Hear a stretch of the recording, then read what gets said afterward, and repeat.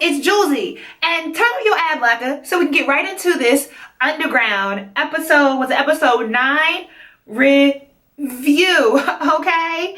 And shout out to all my smart brown girls who watched, commented, thumbs up my review of Beyonce's Lemonade and turned their ad blocker off, because when I tell you it makes all the difference.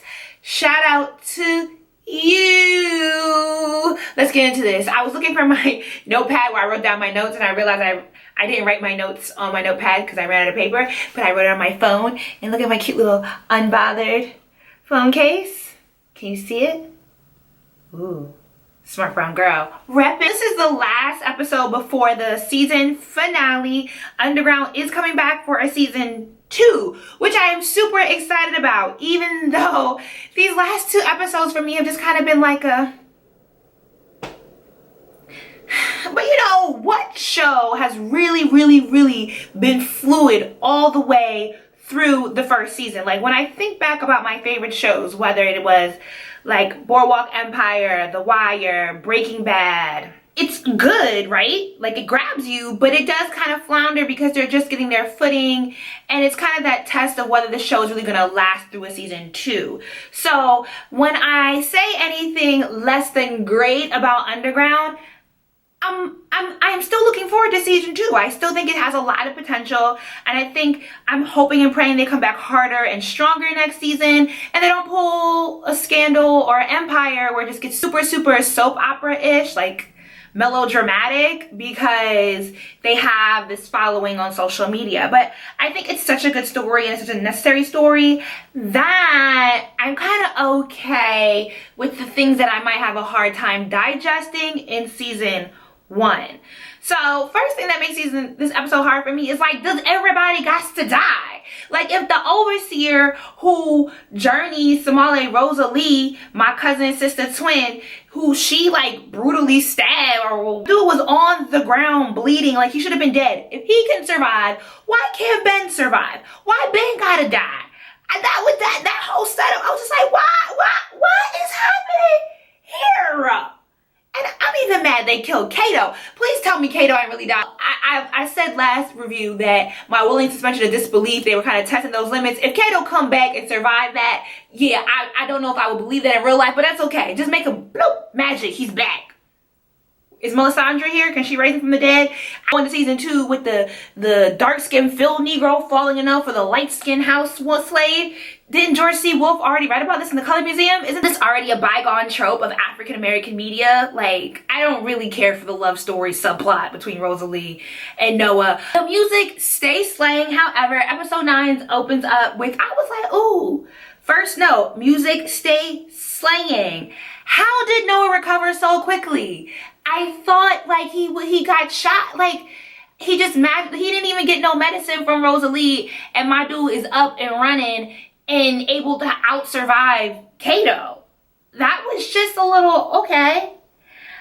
We see Tom Macon's abolitionist brother attempting to buy a slave, and I wasn't really clear about what happened in that whole scene where Hawkins is at dude's house where the slave auction is. He pays $700 for this one girl, and then the dude who was the white guy's talking about his slave who's serving them tea, right? And he's saying that he will never be able to run away because now he can hear him wherever he goes. So I think there's bells on his feet or something, right? Like he has shackles on his, like he has some sort of bells attached to him that he can't take off. But is that the guy that helped them set up their house to be part of the Underground Railroad? And I thought dude had his papers, like, and dude ran away only to run away to Kentucky?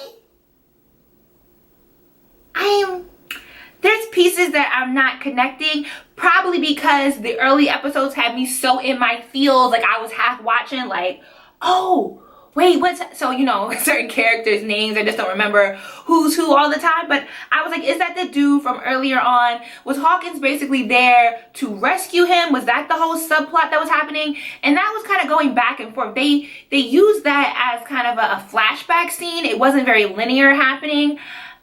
So I was a bit confused about that. Did he take the girl with him when the dude tried, like, what happened to the other people? Because basically they were gonna play a game of darts, and then the dude stabbed him instead, saying, I know you're so-and-so's abolitionist brother, but don't money talk? Like, if he's paying for the slave, does it really matter that he's an abolitionist? Because he done gave you $700. You wasn't trying to spend more than $400. He dropped the $700. So I was, maybe I need to go back and rewatch. Apparently, the devil's herb, the devil's ear, whatever the herb Rosalie picked up makes you hallucinate. Okay, so she puts it in the pocket of her dress, and she takes her dress off and throws it in the fire to cause the smoke to rise up. But I was just confused as to how her and August ended up hallucinating. Was Ben hallucinating too? Like, is that whole episode a dream? I still just want to know why Ben gotta die. Like, I'm not an agriculturalist. I can't even keep my house plants alive. So somebody in the comments down below, let me know what was up with them herbs and what that was all about, because that kind of, it confused me as well. But my feels were, I was like, why does this show stay trying to get me to have sympathy for the white man? Because I legit feel bad about Ben. Get back to the Hawkins house where John roll up. He finds out his wife does slept with the dude who somehow is in their basement, wrapped up. I feel like I watch this at 1 o'clock in the morning. Maybe I really need to go back and rewatch it, because I'm just like, how did Kyle end up tied up in the basement? Who tied Kyle up in the basement? Where did Boo get the gun? Oh, she took the gun out the drawer, but that drawer is so much taller than her. How did she figure this all out? Boo a gangster. Gangsta Boo. Last 2 episodes for me, I'm looking for something to be a bit more congruent, but I'm still appreciating, I'm really interested in seeing what the finale presents us, and I'm really interested in seeing where the story progresses in season 2. Because right now, they, like, and not to be like Kentucky is close to Georgia, because they had to cross through Tennessee, and they in Kentucky. I mean, but they're only in Kentucky. Remind you, like, what's Kentucky in 2016? Still racist. So, yeah, I don't know what's gonna happen. I'm interested in seeing how much further along within the finale they put them. Be interested. So let me know in the comments down below, how did you feel about this episode? Am I missing some major details? Am I just being slow? Yo, catch a girl up. Let her know. All right? Deuces.